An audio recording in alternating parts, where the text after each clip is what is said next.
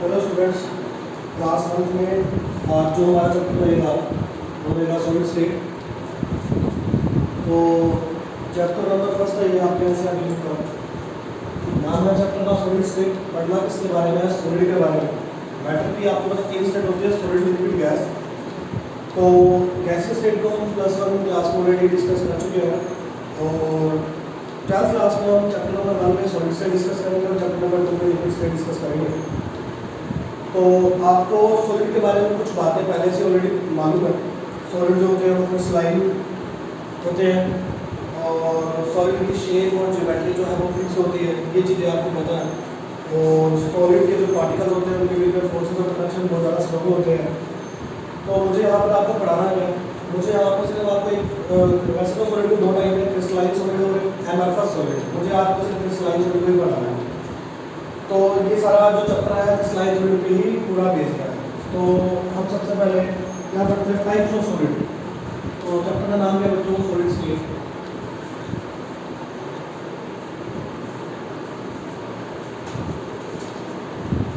और हमने इसमें पढ़ना क्या students? Types of solid. Types बच्चों 2 तरह के हैं, आपको बताया इस तरह कि पहला जो टाइप है वो है आपका क्रिस्टलाइन सॉलिड।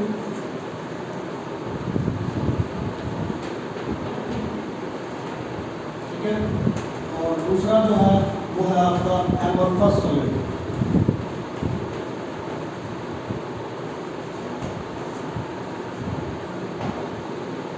पहला है क्रिस्टलाइन सॉलिड, दूसरा है एमरफस सॉलिड बच्चों। तो क्रिस्टलाइन सॉलिड और एमरफस सॉलिड में क्या डिफरेंस है ये आप देखिएगा। तो जो क्रिस्टलाइन सॉलिड होते हैं बच्चे, इसमें जो पार्टिकल्स होते हैं, तो पार्टिकल्स की जो अरेंजमेंट रहेगी, पार्टिकल्स की क्या अरेंजमेंट वो फिक्स रहेगी। अगर पार्टिकल्स की अरेंजमेंट फिक्स है तो आप बोल सकते हैं कि क्रिस्टलाइन सॉलिड की ज्योमेट्री भी फिक्स रहेगी और एंड शेप भी क्रिस्टलाइन सॉलिड की फिक्स रहेगी। तो बच्चों आप किसी भी क्रिस्टलाइन सॉलिड का एग्जांपल ले लें, फॉर एग्जांपल NaCl। NaCl की जो स्ट्रक्चर होती है क्यूबिकल स्ट्रक्चर होती है, क्यूब की फॉर्म में होता है NaCl, क्यूबिकल क्रिस्टल होता है NaCl का। तो उसमें जो पार्टिकल्स की अरेंजमेंट है फिक्स है, ज्योमेट्री उसकी क्यूबिकल है, शेप उसकी फिक्स है। क्यूब या तो क्यूब जो है सिमेट्रिकल क्यूब चलेगी और 3 डायमेंशनल आपको क्रिस्टल की स्ट्रक्चर मिलेगी। लेकिन जो एमरफस सॉलिड है इसमें पार्टिकल्स की अरेंजमेंट फिक्स नहीं होती और ना तो इसकी शेप फिक्स होती ना इसकी ज्योमेट्री फिक्स होती। एमरफस सॉलिड में हम एग्जांपल कौन से लेते हैं बच्चों? प्लास्टिक, ग्लास, रबर या सिलिका। प्लास्टिक है, अब प्लास्टिक की आप शेप को किसी तरीके से मॉडल कर सकते हैं, चाहे प्लास्टिक की बोतल ले लो, मग ले लो। तो ऐसा क्यों? क्योंकि जो उसमें पार्टिकल की अरेंजमेंट उसमें भी फिक्स है, लेकिन उसमें पार्टिकल की अरेंजमेंट शॉर्ट डिस्टेंस तक फिक्स है, उसके बाद आप उसको उसकी शेप को मॉडल कर सकते हैं। तो ये होते हैं मेरे पास एमरफस सॉलिड, जिसकी शेप फिक्स नहीं है, शेप को आप चेंज कर सकते हो, मॉडल कर सकते हो। प्लास्टिक में ऐसा होता है, प्लास्टिक की बोतल सारा टाइप्स की होती है क्योंकि आप उसकी शेप को मॉडल कर देते हैं। अब जो ग्लास होते हैं, ग्लास के साथ भी ऐसा है, ग्लास की भी डिफरेंट शेप है। तो अगर इसमें पार्टिकल की अरेंजमेंट फिक्स है, ज्योमेट्री शेप फिक्स है, तो इसमें फिक्स नहीं है। ठीक है, अब क्रिस्टलाइन सॉलिड का जो सेकंड पॉइंट है स्टूडेंट वो देखिएगा।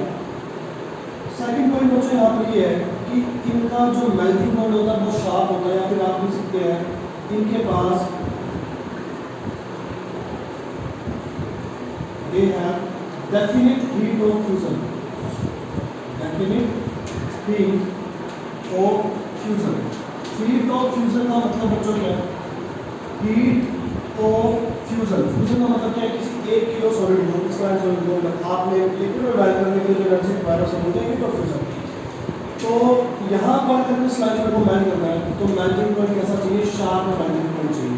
ऐसा मेल्टिंग पॉइंट चाहिए, शार्प मेल्टिंग पॉइंट। बच्चों ये बात आपको ध्यान रखनी है, एक पर्टिकुलर टेम्परेचर पे ही सॉलिड इसमें जाएगा, लिक्विड में जाएगा। तो इस बात को आपने ध्यान में रखना है। तो स्टूडेंट्स इनका जो मेल्टिंग पॉइंट था वो शार्प है और अगर हम आगे बढ़ते हैं तो नेक्स्ट जो पॉइंट है इसका वो क्या है, बहुत इंपॉर्टेंट पॉइंट है। इनका जो नेचर होता है वो होता है फिर एनिसोट्रोपिक। एनिसोट्रोपिक बोलते हैं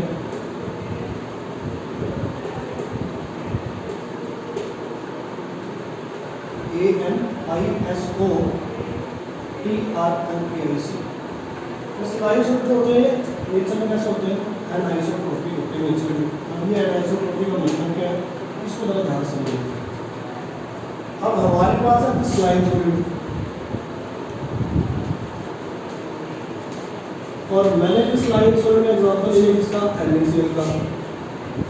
Na चार्ज पॉजिटिव होता है, Cl में चार्ज होता है, ये कटायन है या एनायन। मान लो इनका एक क्रिस्टल है जिसमें ये आपका Na का एटम है पॉजिटिव चार्ज, और Cl जो है ये Cl नेगेटिव आयन है, ये पॉजिटिव चार्ज पार्टिकल है, ये नेगेटिव चार्ज पार्टिकल है, ये क्रिस्टल में अरेंज है। नेक्स्ट हम लोग इस तरीके से, ठीक है।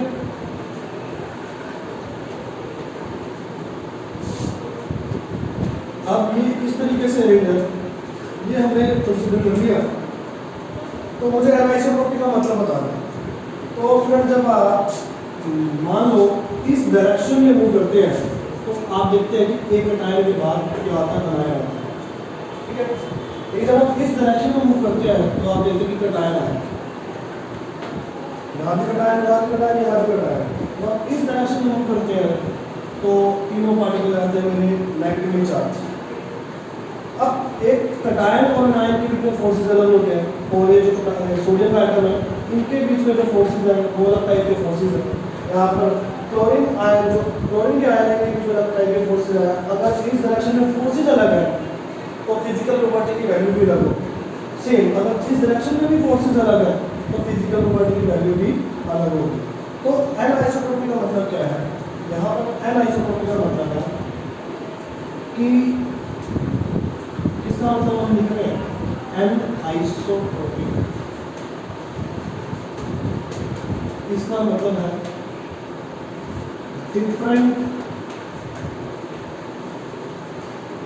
वैल्यूज इसकी और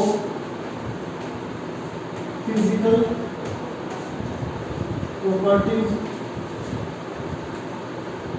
इन डिफरेंट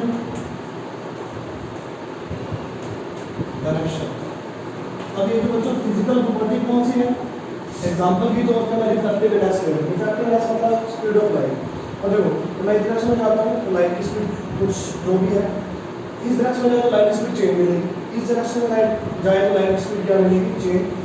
फिजिकल प्रॉपर्टी कौन सी ले रहा हूँ मैं, रिफ्रैक्टिव इंडेक्स।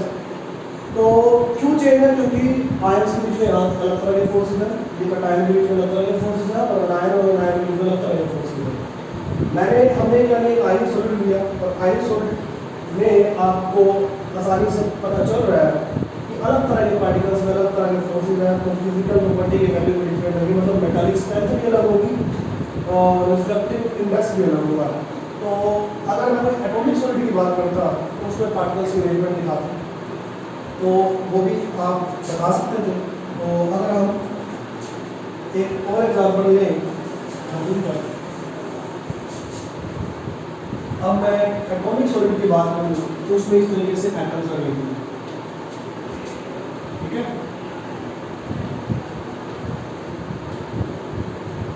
इस तरीके से 3 लेयर है इसमें एटम्स लगेंगे। अगर आप इस डायरेक्शन में जाएं और इस डायरेक्शन में जाएं तो आपको क्या देखने को मिलेगा कि यहाँ से लेकर यहाँ तक का डिस्टेंस और यहाँ से लेकर यहाँ तक का डिस्टेंस अलग अलग है। इन दो एटम के बीच का डिस्टेंस और इन दो एटम के बीच का डिस्टेंस अलग है, तो मतलब फोर्सेस भी डिफरेंट होंगे, फोर्सेस अलग होंगे तो इन डायरेक्शन में फिजिकल प्रॉपर्टी की जो वैल्यू है वो भी डिफरेंट आएगी। तो ये कौन सॉलिड है, ये एटॉमिक सॉलिड है, ठीक है। तो इस तरीके से क्रिस्टलाइन सॉलिड के कुछ पॉइंट्स थे जो कि इंपॉर्टेंट थे, तो ये आपसे हमें डिस्कस करने थे। तो अगर यहाँ पर क्रिस्टलाइन सॉलिड का फर्स्ट पॉइंट था ज्योमेट्री और शेप फिक्स है, तो इसकी ज्योमेट्री शेप फिक्स नहीं है।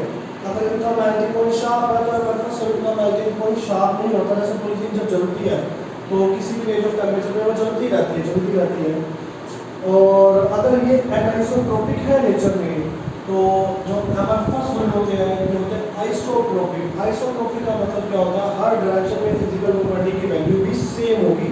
ये है अमरफस सॉलिड। एग्जांपल के तौर पर अमरफस सॉलिड में आप देख सकते हैं ग्लास, प्लास्टिक, सिलिका, ये सभी अमरफस सॉलिड एग्जांपल है। क्रिस्टलाइन सॉलिड में आप एग्जांपल लिखें तो NaCl, डायमंड, ग्रेफाइट, तो बहुत और भी एग्जांपल है, कॉपर सल्फेट।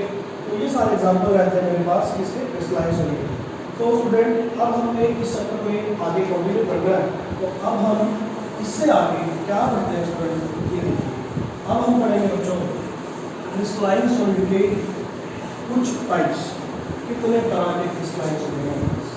अब क्रिस्टलाइन सॉलिड जो है बच्चे हमारे पास इसके 4 तरह के टाइप है। सबसे पहले आयनिक सॉलिड।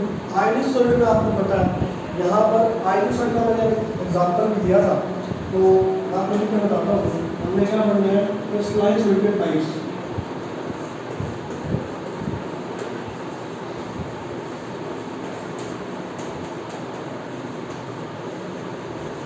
सबसे पहला जो टाइप है वो कौन सा सॉलिड है, आयनिक सॉलिड। अब बच्चों आयनिक सॉलिड की बात करनी है तो आयनिक सॉलिड के अंदर जो पार्टिकल्स होंगे, कॉन्स्टिट्यूएंट होंगे, तो कॉन्स्टिट्यूएंट पार्टिकल जो होंगे वो होंगे आयंस। कॉन्स्टिट्यूएंट पार्टिकल्स क्या होंगे, आयंस। और आपको पता है आयंस के बीच में कैसे फोर्सेस ऑफ अट्रैक्शन होते हैं, तो फोर्सेस ऑफ अट्रैक्शन, एफ और ए का मतलब फोर्सेस ऑफ अट्रैक्शन। आयंस के बीच में अगर एक पॉजिटिवली चार्ज पार्टिकल है, नेगेटिवली चार्ज पार्टिकल है, तो इनके बीच में कैसे फोर्स होते हैं, इलेक्ट्रोस्टैटिक। कैसे होते हैं, इलेक्ट्रोस्टैटिक फोर्सेस होते हैं। एग्जांपल के तौर पे आयनिक सॉलिड के एग्जांपल NaCl, MgCl2,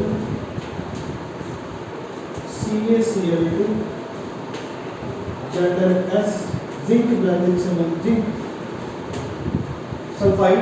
ठीक है, ये सारे मेरे पास आयनिक सॉलिड है। ये सबसे पहला टाइप था क्रिस्टलाइन सॉलिड का। अगर हम आगे चले तो अगला जो टाइप है वो कौन सा है, वो है बच्चों मॉलिक्यूलर सॉलिड। अब मॉलिक्यूलर सॉलिड में जो कॉन्स्टिट्यूएंट पार्टिकल होंगे, क्या कॉन्स्टिट्यूएंट पार्टिकल, वो क्या होंगे बच्चों, मॉलिक्यूल्स। वो क्या होंगे, मॉलिक्यूल्स। ठीक है, और मॉलिक्यूल के बीच में जो फोर्सेस रहते हैं वो आपको पता है कौन से फोर्सेस एक्सर्ट करते हैं वहां पर, वैन डर वाल्स फोर्सेस। ऐसे forces van der Waals forces. अगर आप किसी मॉलिक्यूल का एग्जांपल लें तो फॉर एग्जांपल के तौर पे मैं यहाँ पर कार्बन डाइऑक्साइड, जैसे आप ये बोलते हैं, तो कार्बन डाइऑक्साइड की स्ट्रक्चर कैसे होती है स्टूडेंट, यहाँ मैं लिख रहा हूँ इस तरीके से। ये कार्बन डाइऑक्साइड का एक मॉलिक्यूल, इसकी बाउंड्री ही खत्म होती है। इसी तरह कार्बन डाइऑक्साइड का दूसरा मॉलिक्यूल होगा, उसकी बाउंड्री भी इस तरह खत्म होगी। अब इस मॉलिक्यूल और इस मॉलिक्यूल के बीच में जो फोर्स एक्सर्ट करेंगे, तो फोर्सेस ऑफ अट्रैक्शन होंगे, वो होंगे weak van der Waals forces, जो इनको इन मॉलिक्यूल को बांध कर रखेंगे इस शेप में। तो ये था मॉलिक्यूलर सॉलिड। और भी आप CO2 की जगह आप मॉलिक्यूलर एग्जांपल ले सकते हैं, जैसे कि H2, I2। और आप मॉलिक्यूलर सॉलिड अलग अलग तरह के होते हैं, पोलर भी होते हैं, नॉन पोलर भी होते हैं। ठीक है, तो जैसे पोलर सॉलिड में आप ले सकते हैं एग्जांपल H2 होगा या HCl का। ठीक है, नॉन पोलर में ले सकते हैं आप I2 का। तो ये सारे मॉलिक्यूलर सॉलिड रहते हैं मेरे पास। तो ये दो टाइप से। इसके नेक्स्ट टाइप की अगर हम बात करें तो जो इसका नेक्स्ट टाइप होगा वो क्या होगा, सुनिए देखिए। नेक्स्ट है इसका टाइप बच्चों कोवैलेंट सॉलिड। बच्चों कोवैलेंट को नेटवर्क सॉलिड भी बोलते हैं।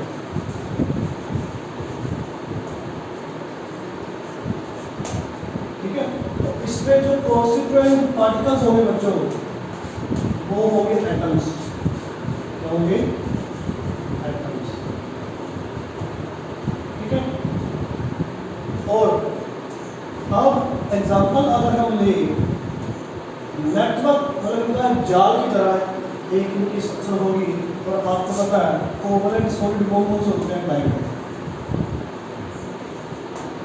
जिसमें हर एक कार्बन 4 कार्बन एटम से स्ट्रॉन्ग होता है। फिर वैसे मेटल सॉलिड है ये डायमंड, ग्रेफाइट। और ग्रेफाइट की स्ट्रक्चर बच्चों हेक्सागोनल होगी, ऐसी होती है हेक्सागोनल शीट लाइक स्ट्रक्चर। ठीक है, तो इस तरीके से ये नेटवर्क है, नेटवर्क सॉलिड बोलते हैं और कोवलेंट सॉलिड बोलते हैं। 3 हमने बता दिया आपने टाइमिंग, एक मॉलिक्यूलर, तीसरा कोवलेंट। चौथे सॉलिड की बात करते हैं, तो चौथा सॉलिड जो है क्रिस्टलाइन सॉलिड है वो है मेटालिक सॉलिड। और सॉलिड है मेटालिक सॉलिड।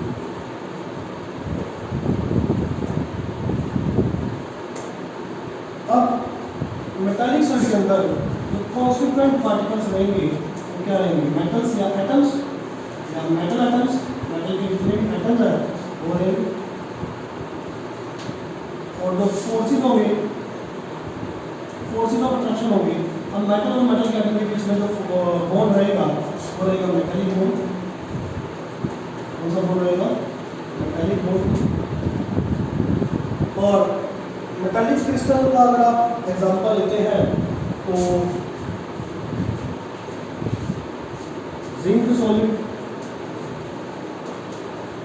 ठीक है, तो जिंक सॉलिड आप इसका एग्जांपल ले सकते हैं। बच्चों हमारे पास क्रिस्टलाइन सॉलिड के टाइप्स थे, 4 तरह के थे। आयनिक सॉलिड में कॉन्स्टेंट पार्टिकल्स आयंस रहेंगे, और अपना मॉलिक्यूलर सॉलिड में कॉन्स्टेंट पार्टिकल्स मॉलिक्यूल्स रहेंगे। फोर्सेस अलग अलग होंगे, और आयनिक सॉलिड में एग्जांपल अलग है, मॉलिक्यूलर सॉलिड में एग्जांपल अलग है। कोवलेंट और मेटल सॉलिड में कॉन्स्टेंट पार्टिकल्स एटम रहेंगे, example diamond, graphite. Metallic solid में कॉन्स्टेंट पार्टिकल्स मेटल और एटम रहेंगे, forces of attraction metallic bond रहेगा। कोई भी मेटल आप एग्जांपल निकल का एग्जांपल ले सकते हैं, निकल सॉलिड। ठीक है, तो ये आपके पास क्रिस्टलाइन सॉलिड के टाइप्स थे। अब स्टूडेंट्स हमने इसमें आगे क्या पढ़ना है, आगे चैप्टर में हमारे पास क्या रहेगा स्टूडेंट। इसके बाद हमने क्या देखना है कि हमारे पास क्रिस्टल जो है क्रिस्टलाइन सॉलिड पर रहता है, क्रिस्टल इनफाइनाइट नंबर में क्रिस्टल मिलते हैं। तो इनफाइनाइट नंबर में क्रिस्टल है, लेकिन इन इनफाइनाइट नंबर ऑफ क्रिस्टल की सिर्फ 7 तरह की अरेंजमेंट पॉसिबल है। दुनिया में बहुत सारे क्रिस्टल है, लेकिन इनकी अरेंजमेंट सिर्फ 7 रहेगी। इन 7 में से कोई भी एक अरेंजमेंट हो सकती है। और ये जो 7 अरेंजमेंट है ये कहाँ से आई, ये एक एक्सरे डिफ्रैक्शन टेक्निक थी जिसमें एक्सरे का यूज़ किया गया, और एक्सरे का यूज़ किया गया तो क्रिस्टलाइन सॉलिड में एक्सरेज को डाला गया, जिससे कि एक डिफ्रैक्शन पैटर्न स्क्रीन पे ऑब्जर्व हुआ। वहाँ से इनकी पार्टिकल्स की अरेंजमेंट के बारे में पता चला, और वहाँ से इनकी ज्योमेट्री और शेप के बारे में पता चला। ये स्टूडेंट हम डिस्कस करने वाले हैं।